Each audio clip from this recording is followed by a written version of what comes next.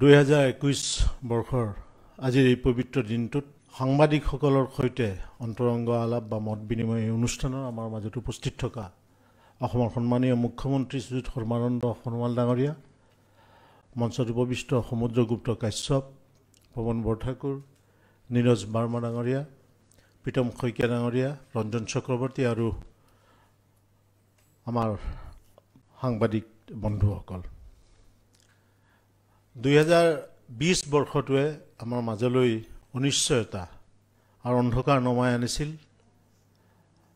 আমি আশা কৰোঁ যে নতুন বছৰটোত ভূপেন হাজৰিকাৰ ভাষাত সেউজীয়া সপোন আঁকি আন্ধাৰৰ পৰা পোহৰলৈ, অসততাৰ পৰা সততালৈ আৰু মৃত্যুৰ পৰা অমৃতলৈ আমি গতি কৰিবলৈ সক্ষম হ'ম। আৰু সৰ্বমংগলময়ৰ ওচৰত আমি প্ৰাৰ্থনা জনাইছোঁ যে গোটেই বিশ্ববাসীৰ যাতে মংগল হয় আৰু সুস্থ শৰীৰে থাকিব পাৰে আজিৰ এই পবিত্ৰ দিনটোত সেই কামনাকে কৰিছোঁ। আৰু আপোনালোকক আটাইকে আমি আজিৰ এই পবিত্ৰ দিনটোত আদৰণি জনাইছোঁ।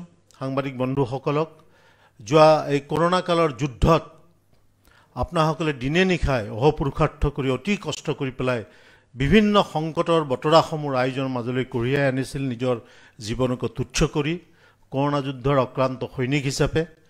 গতিকে আজি আমি এটা আশাৰ কিৰণ দেখিছোঁ। গোটেই বিশ্ব সমাজত ভেকচিনৰ সৃষ্টি হৈছে, বিজ্ঞানীসকলে ডক্টৰসকলে দিনে নিশাই কাম কৰিছে আৰু সেই বতৰ ৰাইজৰ মাজলৈ আপোনালোকে কঢ়িয়াই নিছে।